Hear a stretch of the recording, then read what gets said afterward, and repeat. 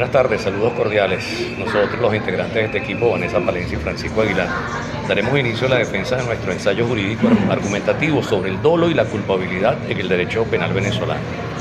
Para comenzar, es imperativo definir el dolo no como una simple idea abstracta, sino como la columna vertebral de la acción punible.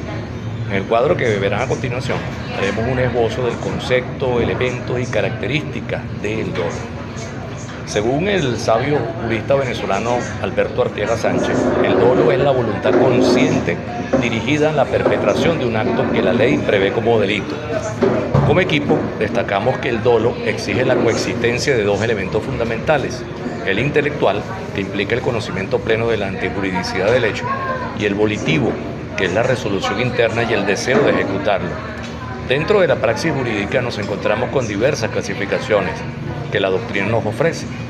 Analizaremos al dolo directo, donde la intención del sujeto coincide exactamente con el resultado delictivo. El dolo de consecuencia necesaria, por su parte, es donde la gente acepta efectos colaterales e inevitables para lograr su contenido o su cometido principal.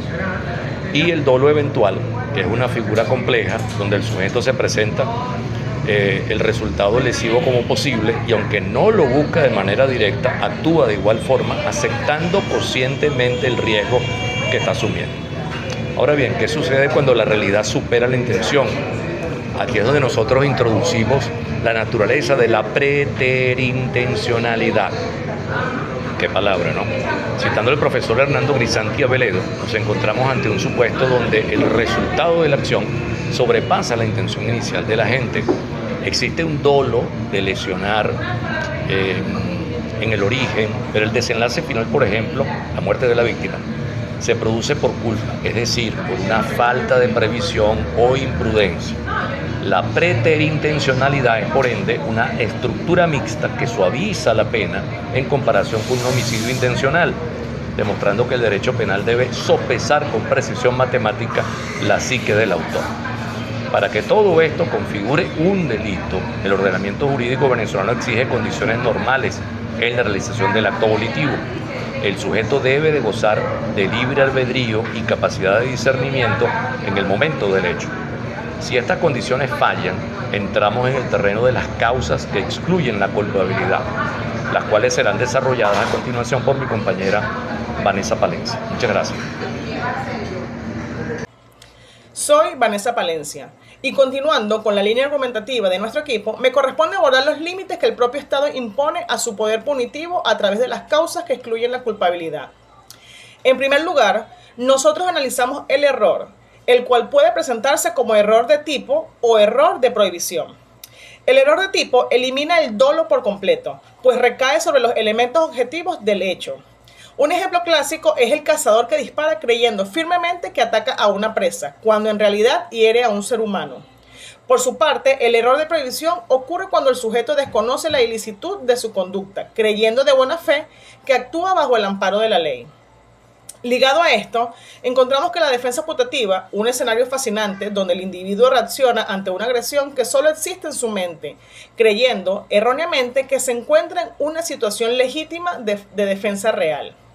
La doctrina penal venezolana concuerda en que si este error es invencible y excusable, la culpabilidad queda totalmente excluida porque no hay una voluntad criminal predeterminada.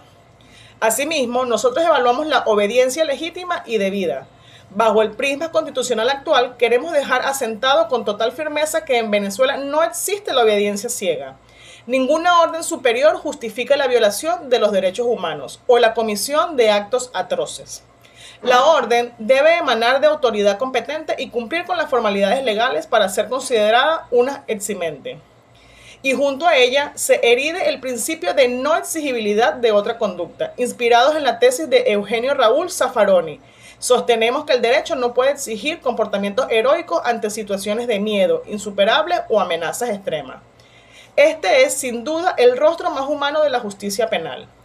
Para concluir, debemos hablar de la punibilidad. La penalidad es el carácter específico que materializa el delito. No obstante, nuestro Código Penal contempla las condiciones objetivas de punibilidad y las excusas absolutorias. En estas últimas, a pesar de no existir un acto típico, antijurídico y culpable, el Estado decide abstenerse de aplicar la pena por razones de estricta política criminal o lazos de parentesco. En conclusión, nosotros los integrantes de este equipo reafirmamos que el estudio profundo del dolo y la culpabilidad es la única garantía para evitar un derecho penal de autor de carácter autoritario, asegurando que la sanción sea siempre el reflejo de la dignidad humana y el debido proceso. Analizando de forma muy sencilla este esquema sobre los límites del poder punitivo del Estado, enfocado específicamente en las causas que excluyen la culpabilidad y la punibilidad, en la primera parte, el esquema nos muestra los filtros de reprochabilidad, que son aquellas causas que excluyen la culpabilidad. Es decir, situaciones donde el sujeto cometió el acto, pero no se le puede reprochar legalmente. Aquí encontramos 4 filtros principales. Primero, el error. Este puede ser error de tipo, que elimina el dolo, como cuando un cazador dispara pensando firmemente que ataca a una presa y resulta ser un ser humano. O error de prohibición, donde la persona desconoce la ilicitud de su acción y cree que actúa bajo el amparo de ley. Segundo, la defensa putativa. Ocurre por una percepción errónea que lleva a una reacción incorrecta ante una agresión imaginaria. Al ser un error invencible y excusable, no hay la voluntad criminal predeterminada y se excluye la culpabilidad. Tercero, tenemos la obediencia legítima y debida. Bajo la Constitución actual no existe la obediencia ciega. Una orden superior jamás justifica la violación de los derechos humanos o la ejecución de actos atroces. Cuarto, la no exigibilidad de otra conducta.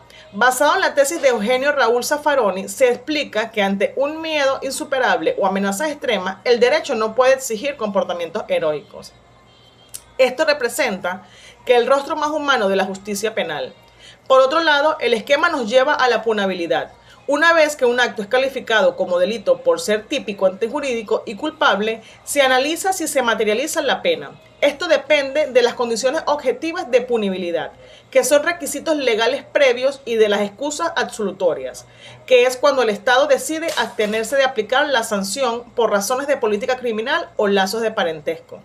Como conclusión de equipo, el estudio profundo del dolo y la culpabilidad es la única garantía basada en la dignidad humana y el debido proceso para evitar un derecho penal de autor autoritario.